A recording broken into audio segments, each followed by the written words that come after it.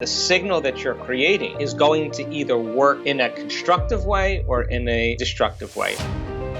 The way the law of attraction works is that it works on your unconscious beliefs. Not what you're consciously telling yourself, it's what you're unconsciously telling yourself. So at what age did you decide that the infinite possibilities you knew should be available could not be available? Negative thinking is equally powerful in creating life as is positive thinking, but it works in the opposite direction. You will observe different realities which will correspond to what's going to happen to you in the future. Our job is not to get out of our own way. Yes. Our job is to realize we are our own way.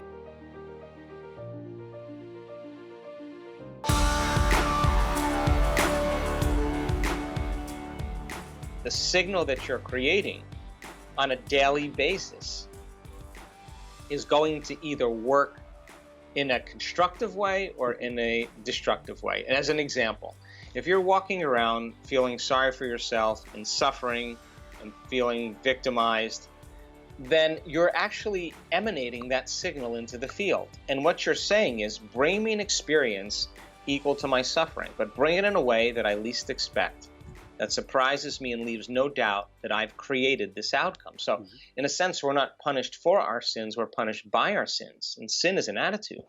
So then the opposite is also true.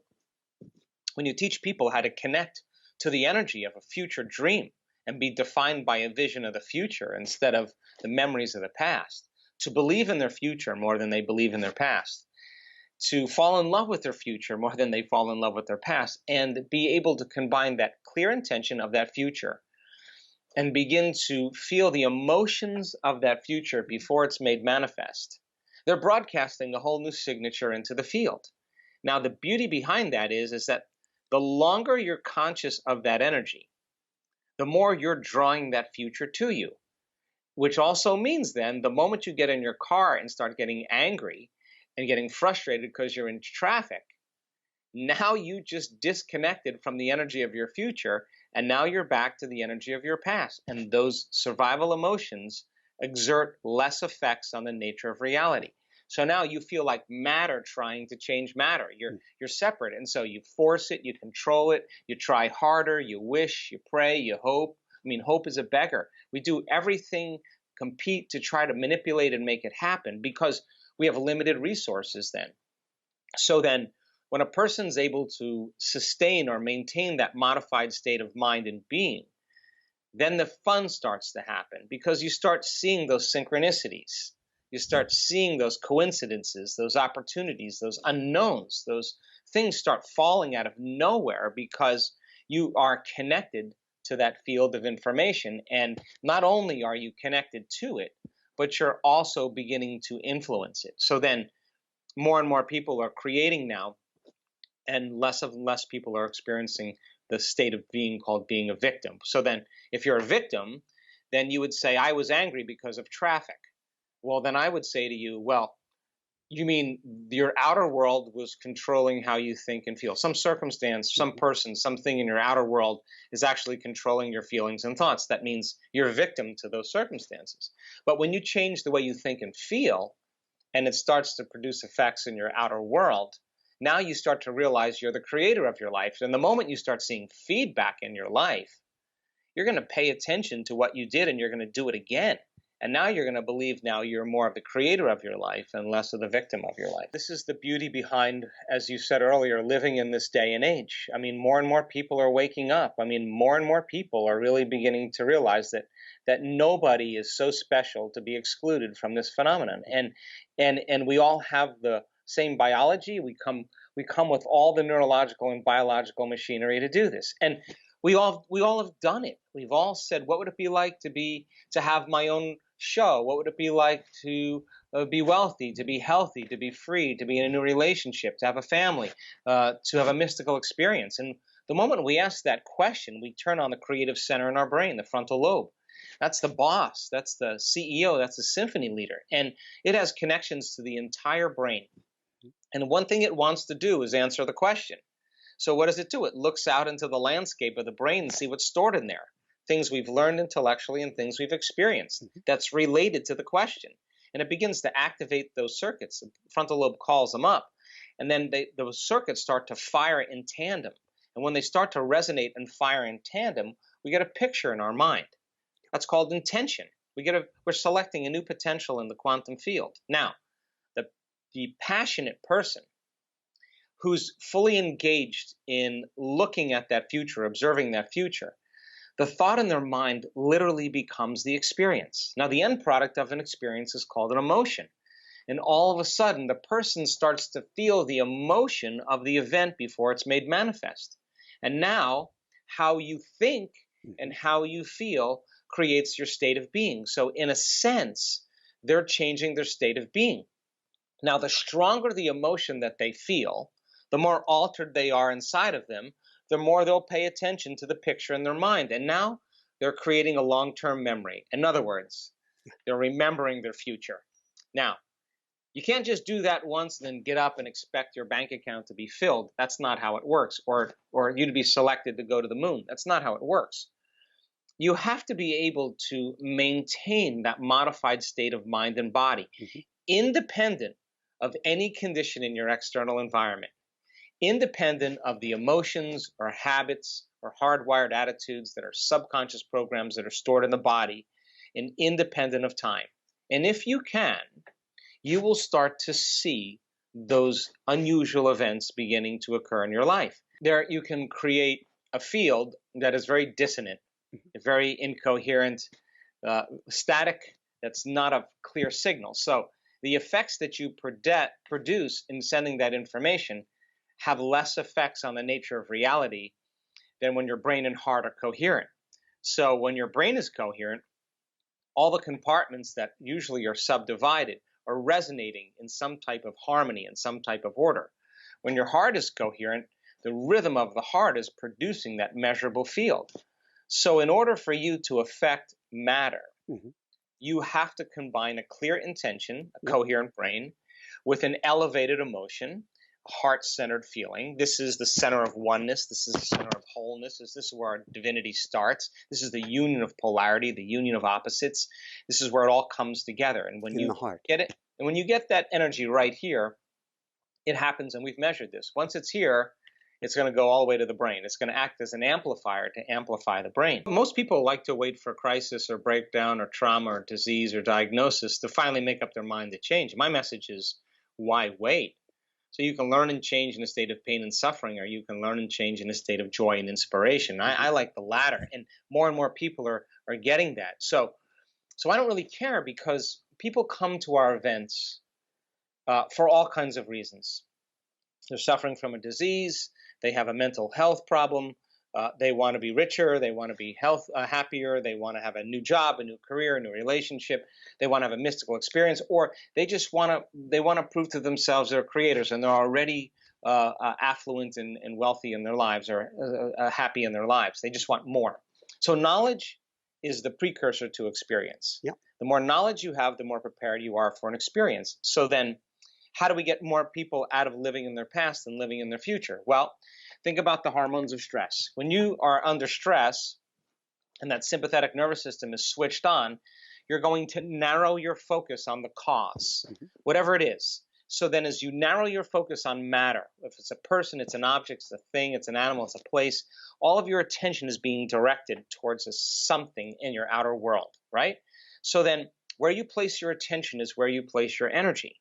So the stronger the emotion you have to a problem in your life, or your ex, or a person, or your boss, or whatever, the more you're giving them your attention, which means where you place your attention is where you place your energy. You're giving your power away to that person, and that's available energy that you could be using to heal your body or design a new destiny. So then set a person down, because the change is to be greater than your environment, to be greater than all those conditions in your outer world, to be greater than your body, and to be greater than time. Sit them down and say to them, okay, you've been narrowing your focus on everything material, converging your attention. Let's do the opposite.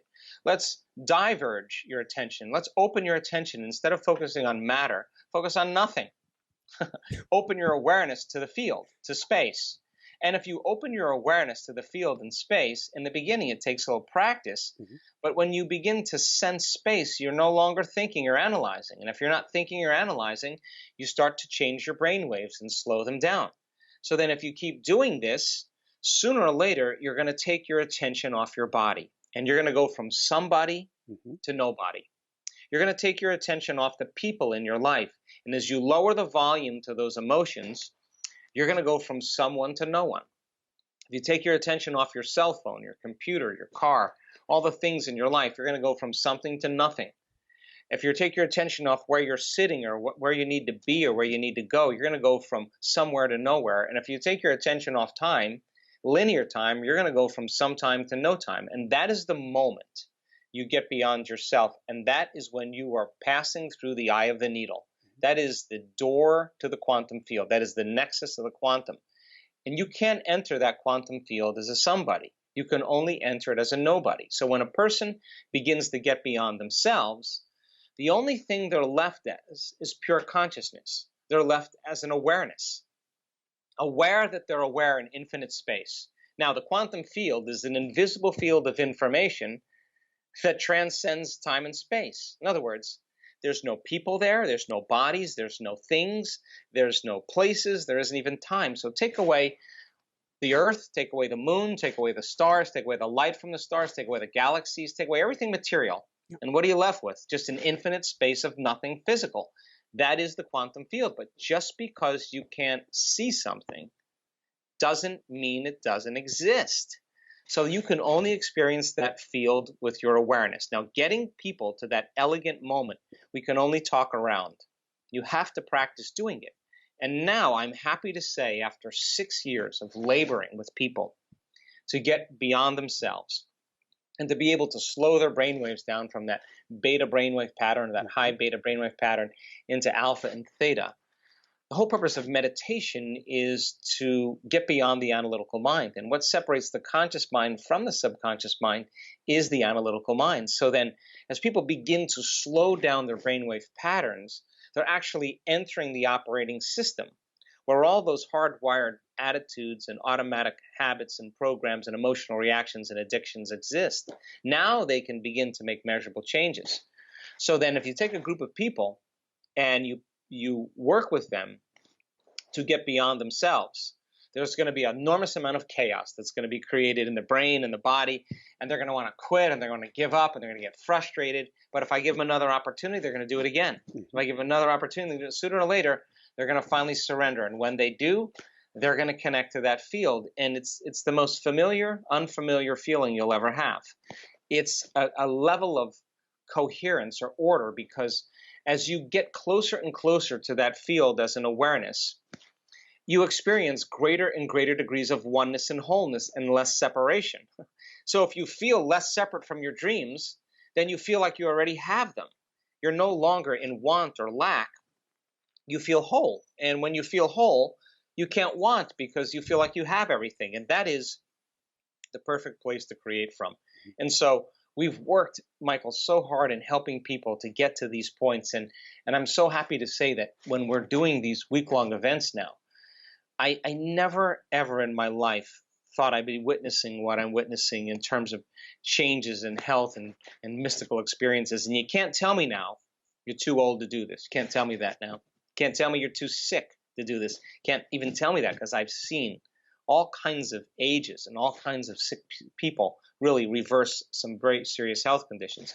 You can't tell me you had a turbulent past and you can't change, because I've seen some people with some really turbulent pasts get beyond it. I've seen people that were out of shape, overweight, underweight, vegetarians, carnivores. I've seen it happen in all different sizes, shapes, and people. And the beauty behind it is that it's inclusive, and it's happening more and more. One of the things that we do is we teach people that very simple meditation of finding the elegant sweet spot of the generous present moment. That when they get beyond their body, their environment, and time, and they become pure consciousness, they have to be in the present moment to do that. Now, there's a formula for that as well. And if you can go and check out some of the meditations, but we teach people the basis of how to get there.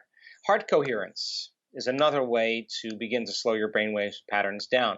when you're feeling with your heart, I always say the brain thinks, but the heart knows. When you're feeling with your heart and you're trusting the intuition of your heart, that's because your energetic field is tapping into information, and your heart becomes the compass for you to know. So then when you lead with your heart in your life, it's very different than leading from any other place. So if you're going to believe in a future that you're creating with all of your heart, it better be open and activated. So heart coherence is another way. We have certain breathing techniques that we teach people that help to slow their brainwave patterns down to get into that place. But I mean, there's many ways to go about it. But the key is that you do it, because if you don't do it, you're probably not going to experience the benefits. And just like any skill or any habit, in the beginning, it takes a lot of conscious effort, but then once you get good at it, then you can do it automatically. And we have people in our work that we've measured their brain wave patterns. They can change their brain waves in 4 seconds, 5 seconds, 9 seconds, 12 seconds. It's not like, hey, I'm getting to the quantum field before you. It's more like, I know how to do this. I've been doing it. I know how to get there. It's a skill. And that becomes highly effective and important when you're at a balance and you need to make your way back to balance. Our community just naturally says, excuse me, I'm going to take a few moments and get centered here. The movie The Secret really talked about the law of attraction and introduced it to people. But a lot of people became skeptical and disappointed when it didn't work for them. The way the law of attraction works is that it works on your unconscious beliefs. Not what you're consciously telling yourself, it's what you're unconsciously telling yourself. So if you want to have any real change, you have to go into the unconscious. So how do you do that? Well, the biggest thing you can do is to become aware of your unconscious programming. And one way to do this is with the statement you just gave, is to look at any situation that's going on in your life, especially one you don't particularly like. You know, it's a health problem, a relationship problem, a financial problem, whatever it happens to be. And listen to yourself explain why you have the problem. Because when you talk to somebody else, you're going to say, it's always like this for me. Or the economy really sucks. Or it's because of the political environment. You'll come up with some sort of reason, rationale, belief. That belief is what triggered and created the very manifestation of the thing you're complaining about. So this is you jumped into the deep end with this. I mean, this is the graduate level course in understanding about creating your whole reality. You got to understand you're doing it unconsciously, but how do you find out what's going on in the unconscious? Listen to what you're telling yourself. The belief, the reason that you give for the event that's taking place is actually the belief that attracted it to you. Pause and reflect on that. That's huge. Calling all of this counterintentions. It's what most people don't know anything about, because we're hearing a lot about stating intentions, and that's what you state with your conscious mind. I'm going to go work out. I intend to make more sales. I intend to increase my business. Those are all great. Those are all intentions. But if you have what I call counter intentions in your mind that veto your stated intentions, you won't get your stated intentions, because the unconscious is more powerful. So if you say, I want to have more money, but unconsciously you think money's bad, money corrupts, money is evil, you're not going to attract more money. Or you'll attract just enough for just a little bit, and then you will abort. You will self-sabotage yourself, and you won't have the money you've been saying you want.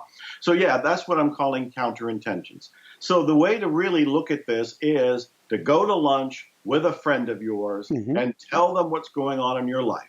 And listen to yourself explain your behavior, your rationale, your explanations for the things not working out. Because what you explain to that other person is actually your own belief system. It's revealing what you are thinking on an unconscious level. Most of us go to our lunch and we complain about our lives, but we don't have any awareness, any sort of aha or awakening that we are actually revealing our own programming.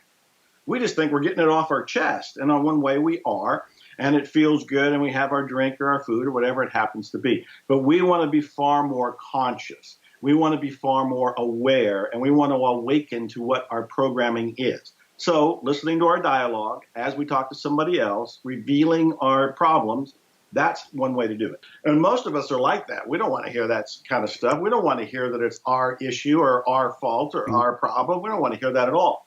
But I'm not talking about blame, and I'm not talking about guilt. I am talking about taking responsibility for your life. That's what I'm talking about. And you're right. Back in the 1970s, I was homeless. I went through poverty for 10 years.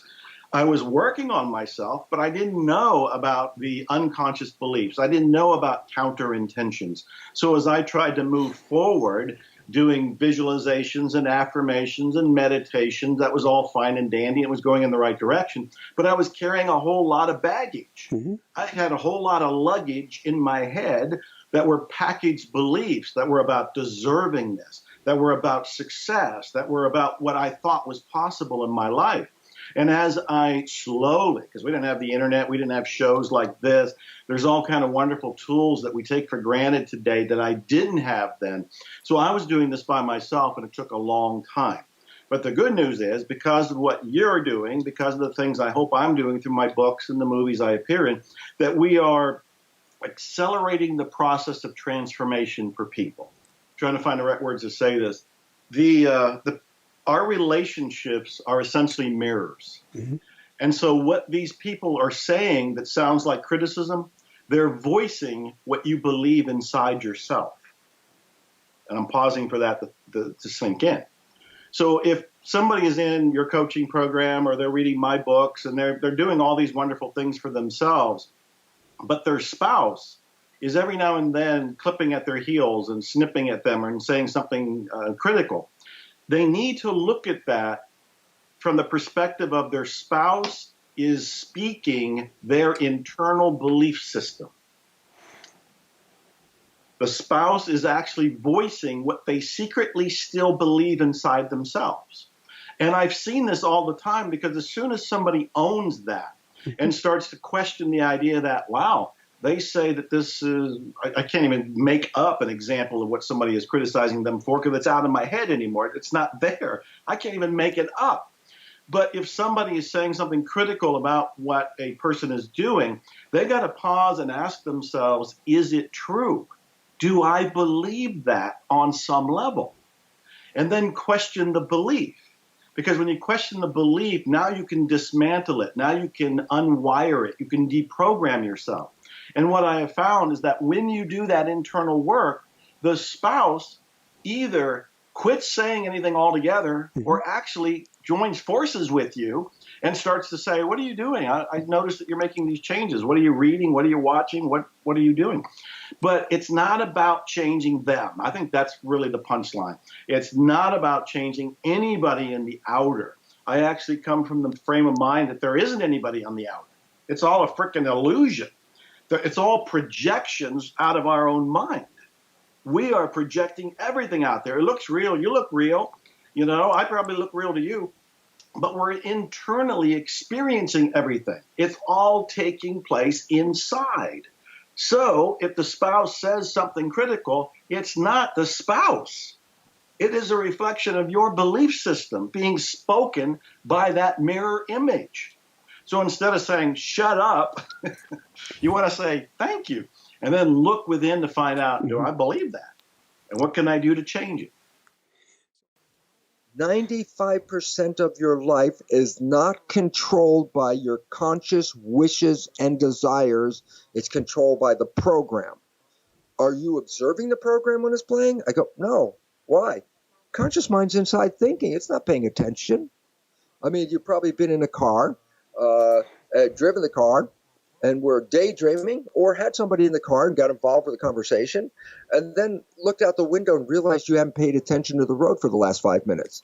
Well, obviously, you didn't hit anybody. The car's still going, and you're pretty much legal. I said, well, wait a minute. You didn't pay attention to the road for the last 10 minutes. You were in conversation. I say, can you tell me what the conversation you had? What was that about? And you go, yeah, that was conscious and creative with my friend. We talked about this and this and this and this. And I go, and tell me, what was happening on the road during that time? You go, I don't know. I wasn't paying attention. Conscious mind's busy. You do not observe the automatic behavior that the subconscious is autopilot of. And if most of that is negative, then that means 95% of the day, which is the time we spend thinking, you could be sabotaging your entire life with negative programs that are causing stress and struggle. And you're the one who doesn't even see the program. Let me add this one, Michael. I'll give you a shot right there, okay? Because it's the same story. For 20 years, I've been telling the same story. So if anybody's heard my lecture, they already heard the story. I say, I'm sure you had a friend you grew up with. You knew your friend's behavior very well, and you happen to know your friend's parent. And one day you see your friend has the exact same behavior as their parent. This excites you, so you have to tell your friend, you go, hey, Bill, you're just like your dad. And then I say, you back away from Bill.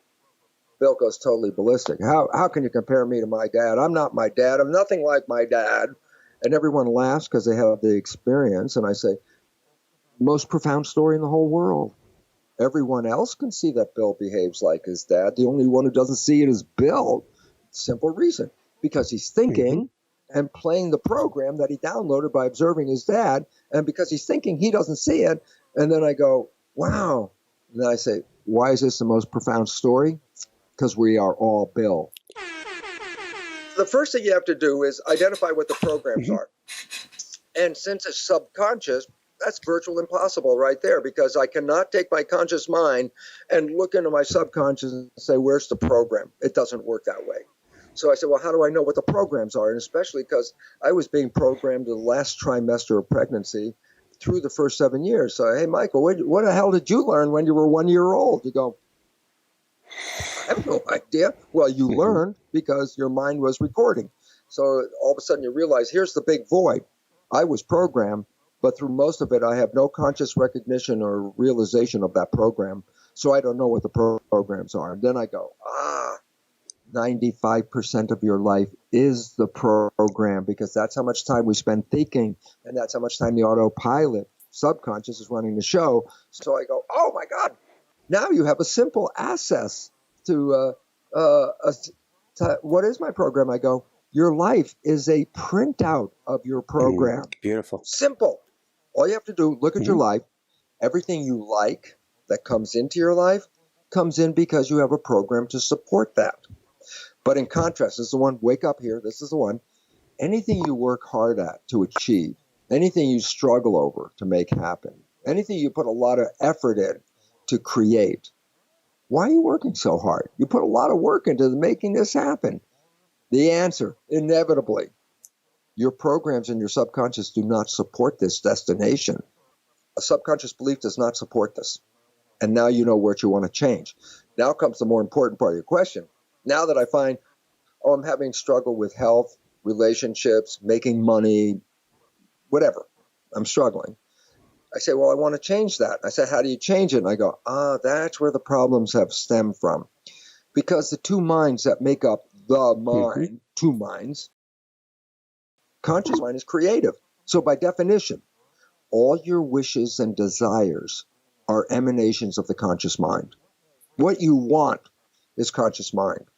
So if conscious mind is running the show, you can create that. But if conscious mind is only running 5%, then I say, no, the creation that you're expressing is not coming from conscious, it's coming from programs that you got from other people. So I say, conscious mind is creative. Subconscious mind is habitual, habits. Conscious mind being creative, the character of its learning is amazing. I could listen to this podcast. I could go to a lecture. I could read a self-help book. I can go, and my conscious mind will be educated because it's creative. But subconscious mind doesn't learn that way. Subconscious mind is the habit mind. By definition, just as soon as you say that, it means this mind doesn't change easily. How does the subconscious learn? Because obviously it learns. I learned how to drive a car. I learned how to ride a bike. I did all these things after 7 at some point. I go, phase 2. Learning in the subconscious after age 7 is by repetition. Creating a practice, a habit that you repeat religiously. Point. A sticky note on the refrigerator with a wonderful saying is not reprogramming anything. That's a suggestion. A reprogram requires a repetitive behavior. Okay? So I say, then I love the new phrase, because the new phrase covers this. It's called fake it till you make Comment. it.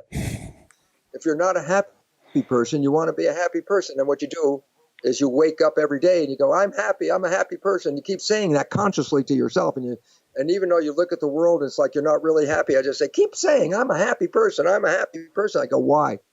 Repetition is what reprograms the subconscious. So if I repeat over and over again, I'm a happy person, the subconscious program. One of the timeless mantras that, whether in terms of when I'm instructing someone how to breathe, or in terms of the universal principle of how to be in alignment with your highest level of consciousness, whether it's breathing, whether it's speaking, whether it's listening, whether it's moving, the mantra is, or the instructions are 3 simple words, and that is take your time. And the beauty about take your time is no matter how slowed down you are physically or internally, you can always, each and every day, take your time to an even greater degree. So the very simple instructions on, not just how do we love ourselves, but how do we come into an alignment with our consciousness? How do we come into a flow so that we are actually receptive to love and not pushing it away like a foreign invasion or embarrassed by the ability to love ourselves? How do we even open up to love? And what we do, let's say, as a way of clearing the space and turning our life into a sacred space where love will be given to us on a deeper level, how we clear that space to actually be open to love is to take our time. The reason why people's resolutions don't stick is because your consciousness or your higher self or your soul, how you want to refer to it, is if you start to engage in an activity, but you're not engaged in the activity in a way that creates greater alignment with your highest consciousness. Like, for example, the way we come out of alignment or out of balance is, the way I describe it is we start to exceed the speed limit of consciousness. We start to move faster and further than where our body needs to be. And so we're speeding through our journey. Is this and like so we rubber band back? Yeah, and so what happens is that your higher self or your soul basically says that activity is not helping them to come into alignment and slow down and take their time. So literally, it's as if the resolution that we set literally gets deleted out of our subconscious mind. So if we want to stick to a resolution, whatever the resolution is, someone says, I'm going to go to the gym, I'm going to meditate more, I'm going to do more charity, whatever it is. Whatever the resolution is, as long as you set an intention that I intend to let whatever my resolution to be an opportunity for me to take my time. May I move just a little bit slower than normal each day. May I talk just a little bit slower. May I breathe just a little bit slower. May I listen just a little bit deeper. And when we really deconstruct what it means to take our time, what we tend to see is that in the beginning, we are doing something different in a way that, while in the beginning may inconvenience the ego, is breaking apart the energy of stagnation to circulate new energy into your energy field. And if we want to talk the real law of attraction, the real law of attraction is different choices circulates new energy into your life, and how often you circulate new energy into your life by the different choices you make brings about different experiences that were always destined to be, but will show up in your life at the speed and rate at which you, with your choices, invite variety in whatever way it's meant to bring it to me. Is I have to circulate new energy into my life. Again, the other tactic on spirituality is people find the blockages and they're trying to get rid of the blockages instead of seeing that you can't get rid of a pattern of stagnation. You can only create a new pattern of circulating energy, and a new pattern of higher vibrating circular energy. Example, please. Okay, so an example is, instead of someone, like you talked about going to the gym, right? And so let's say someone goes to the gym because they feel like they're out of shape. The traditional spiritual approach will be like, what happened in my past that causes me to not feel good enough about myself to get out of shape, or whatever the judgment is. The reality is you don't look for the source of why I'm in this shape. You look at what is the choice that will circulate new energy into this form. And the answer is cardiovascular exercise circulates energy on a physical level. Saying I love you to the one who doesn't feel worthy or who hides in the imbalance form circulates energy on an emotional level. Going and exercising circulates energy. So we're not looking at what's the reason for the problem. We're looking at what are the new choices I can make that brings the solution to life. And so it's always about a circulation of energy that is created by making new choices. It's literally as if the universe will start paying you and rewarding you with miraculous aligned experiences at the rate at which any area of your life invites a certain amount of variety. Just like with food, we rotate throughout the seasons. So if we find in our lives the areas where are we doing the same old thing, what am I willing to do today in order to make today unlike yesterday? If you delve into your eye and try to find out where is it or what is it, the answer is, duh, I don't know. Nobody knows what the eye is. So what is this eye? Well, it turns out that eye is something that is created. It's created moment to moment to describe an experience. Now, the question is, if it's created, maybe it can be created in different ways. And you think, oh, no, it's just me, always me. Wherever I go, I am I. But you're not. The I that's doing this radio broadcast or this Skype broadcast right now is not the same I that's laying in bed next to your wife just about to fall asleep. And it's not the same I that's just about to taste strawberry ice cream with hot fudge put on top of it. Those are different eyes. It's not the same eye that smells the rose and says, what is that? What is that odor? Each of those eyes are different. And if you begin to realize that you have different eyes, then you can begin to realize that there's something greater than your I-ness, which can change, which can transform. It's capable of being changed according to what situations that you need to enter. You have this concept of I, but rather than just simply say I, when you have when you're feeling depressed, for example, you say, "Oh, I'm feeling terrible." Rather than saying that, ask yourself a simple question: who is feeling terrible? Ooh. But don't answer the question, because if you answer the question, you immediately drop back into the usual rut of I-ness which you use when you're depressed. Because the depressed I isn't really you. It's only the I that's depressed. So you have to say who is feeling that. Now, once you ask the question who, it takes you out of the rut. But once you answer it, you go right back into it again. It's like, the old kind of phonograph records and the needle that went in the groove. Oh, yeah. Well, every time you are in a certain situation, you're at one of those grooves that are going around, and you're playing that tune over and over and over again, like stuck in a groove. But if you ask who am I, or who's answering this question, or who's asking this question, the needle comes out of the groove and there's no answer. And that's where you want to be, because once you're in this state of I don't know, a whole world opens up, and you no longer have to be in that same state that was that was feeling that depression. You see, every human being is an actor on a stage. Okay. And at the same time, every human being is a director of a play called Your Life. And every time you play a role, you put on a persona, which you then act as if it was really you. But it ain't really you. It's just a persona that you attach this word I to in order to express or feel those emotions. Like, it may feel good to feel depressed once in a while, because depression, if you're depressed and you feel it and you realize it, you get out of it and suddenly you see a different light. So it's really important to realize that you have many eyes. You all have pasts, things that have happened to you. And you may not realize it, but you all have futures. Something's going to happen to you in the future. Now, I want you to pretend that your past and your future is like a road. Okay. Okay. And the past is where you've been, and the road is where you're going to go to. All right. Okay?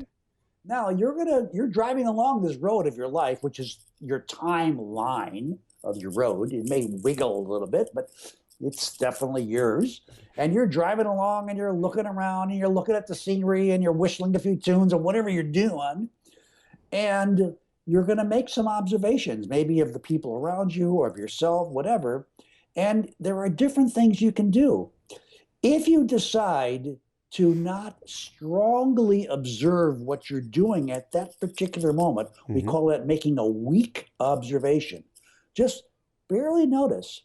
You can tune into realities that will be kind of fuzzy, but if you keep doing this kind of weak kind of looking, using the same way of looking weekly, and it's hard to say how to do this until you try it out. Fred, to stop you for a quick second, there used to be these paintings that you'd look at. They'd almost be pixelated images. Yes. And you stare at it off axis. You can't try to get it.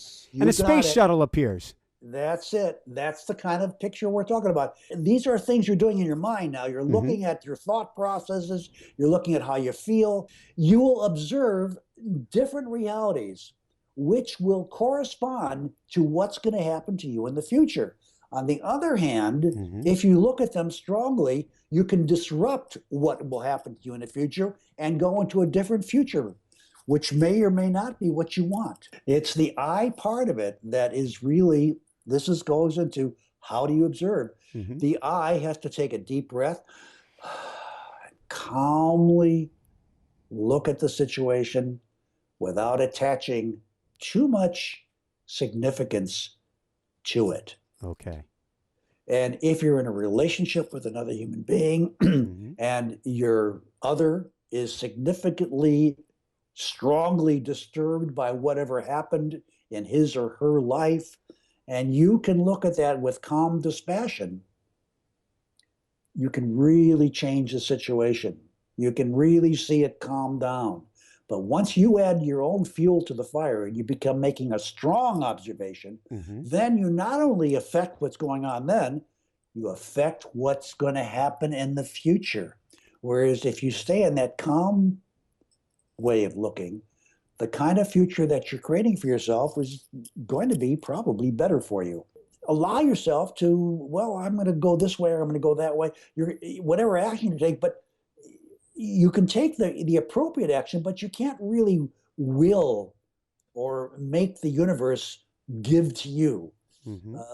Your best way is to allow yourself to be open to what the universe is already giving to you and move in that direction. Oh, gratitude. And that's the best way. Yeah, gratitude is important. Very important. Gratitude and being gracious and having gratitude. Graciousness is the ability to look about you and say, this is wonderful. I'm having this living experience. It ain't going to last forever, but while I'm having it, it's truly wonderful. Even if it's awful, it's wonderful because I'm having it. I'm experiencing it. Even without knowing you're an I, the experience is happening. I call that like watching the TV channel of your life. I'm just watching the Michael story. The Michael story has ups and downs, but if it didn't, it'd be one heck of a boring channel or show to watch. And that would be okay too. Yes, it would. Although not many viewers may appreciate it. True. Andy Warhol got away with a lot of boring. I think he made a movie in which he just put the camera in front of a still life and sat there for 3 hours or something. My God. A little bit of a topic change, but not so much. For lack of a better way to put it, since we're in this place of craziness, what does the I have to do with time? Well, every time you make an I, actually, it's like, when you put bullet points on a sheet of paper, and every time you want to make something important, you put a bullet point in. Well, every time you use the word I, you're putting a bullet point onto your timeline. So every I statement is a bullet point onto the timeline. So the number of bullet points you put onto the timeline gives you a measure of basically the length of time in which you are experiencing different aspects of your life. You heard the old story about people that experienced their whole lives pass before them just before in an accident or something like that. There's a tremendous number of bullet points that are put in there. So you're experiencing a tremendous range of the inuses which are happening into your brain. Why that happens, I don't think I really know. So, so is there a way to slow down in essence? Because you know Einstein talks about it when you're in love, how long time lasts, and the reverse as well. Particularly as we get older, it seems time is all of a sudden coming at us faster and faster. Well, as we age, it seems to be that I mean, for myself personally speaking, time seems to go by faster. Yes. Now, that's possibly because I've experienced more years than, say, my 14-year-old granddaughter or something like that, who might. For her, it's forever to wait for the next thing that's going to happen in her life, because she has a very short time span in which to measure anything. She doesn't have a long time span. But for me, an hour is not very much, not a big deal.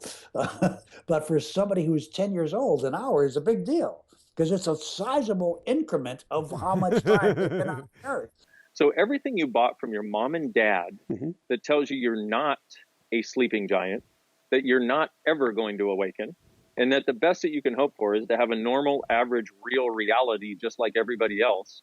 And everywhere you bought that, in any lifetime, will you destroy and uncreate it, please? And the answer is yes, if you're willing to. Absolutely. Thank you. Right and wrong, good and bad, pod and pock, all nine, shorts, boys, and beyonds. Now, that's the clearing statement. Right in the center of the clearing statement is something called POC and POD. And in essence, that's the meat of it, which stands for going back to the point of creation of wherever you bought these limited points of view and asking them to dissolve.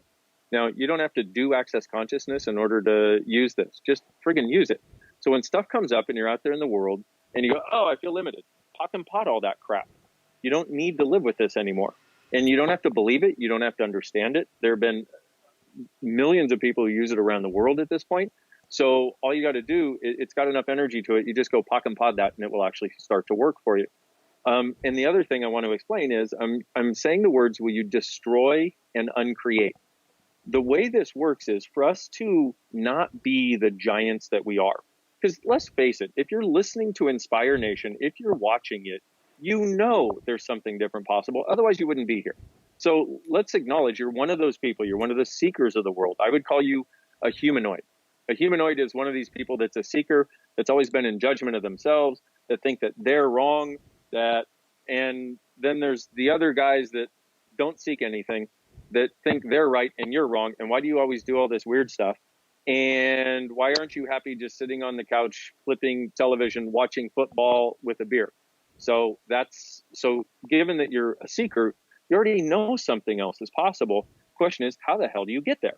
Well, if you recognize that there's only one person that has enough power to limit you. And we all know who that is. That's the one you look at in the mirror every day, right? Well, there's also only one person who has the power to craft your future in such a way to bring the possibilities into existence that you've always known should be available. Same person, okay? So you can use the energy you have available for you or against you. It's always you doing it to you. Everybody around you can be going around in a maelstrom of trauma and drama, of insanity. And if you don't buy it, if you just have it as an interesting point of view, you don't have to get sucked into it, and you can keep creating possibilities. So when I say destroy and uncreate, what we're doing is, in order for you to be limited in any way, it's like you're in this little box of what you call your reality. That doesn't actually have to be, by the way. And you're standing here in this box, and there's all these walls around you, all these bricks. And when I say, will you destroy and uncreate, I'm saying, will you destroy that structure that you created as though it was your only choice for reality? And will you uncreate, meaning will you take your creative energy out of creating those walls now and actually have it again for the creation of your life? So that's what I'm doing when I use this clearing statement and ask you, will you destroy and uncreate? Okay. So that's a bit of a quickie. Okay. A quick explanation of it. So let's do this. At what age did you give up on the infinite possibilities that you saw and knew were available and should be available. And for most people, there's an age that comes up instantly. Now, that can be where somebody invalidated you. That can be where, I don't know, maybe you were abused like I experienced when I was a kid. Maybe, your best friend left, or somebody died, or your parents got divorced. I mean, it could be anything, or it could be something really small that you don't even know what it is. So let's do this. But the beauty of this is being able to actually change our choices from the past.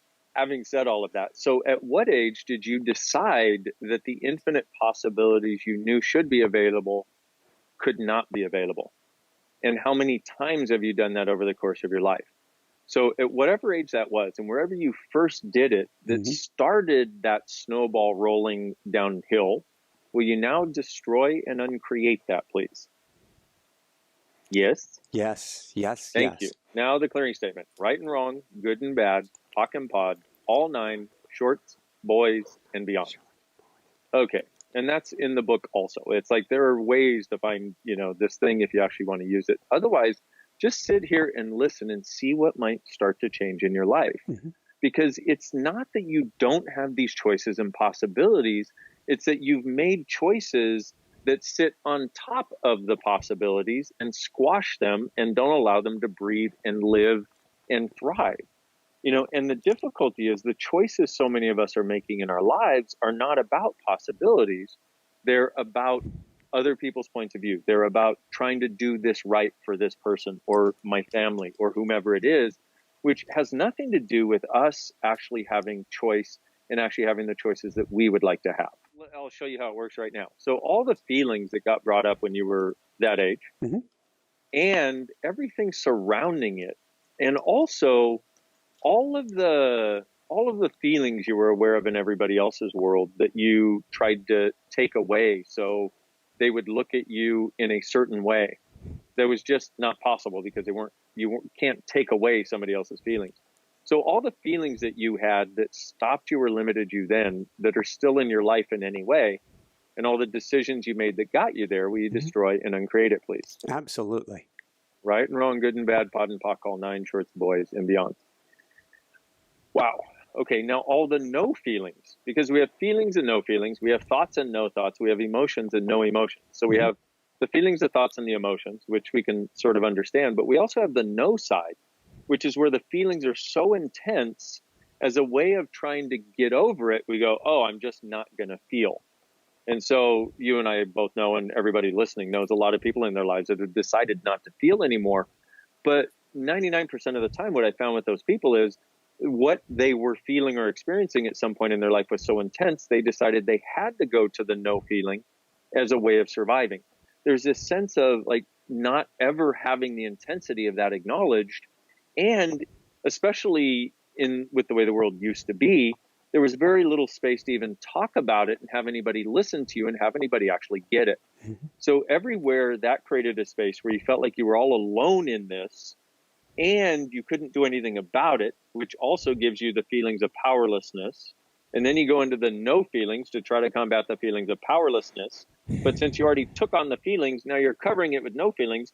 Now you're powerless inside of not feeling and not receiving, which is also where a lot of people develop their intimacy issues, quote unquote, and also where they develop their lack of receiving that leads to having lack of money, which is very interesting because it actually has a cause.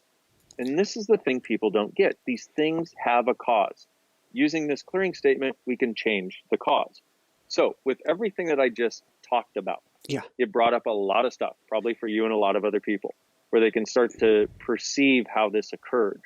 So everything that brought up and all of those feelings and then all of the no feelings on top of that you used to combat it, and everywhere where you felt like you were alone and unheard, not understood, not received, not cared for, and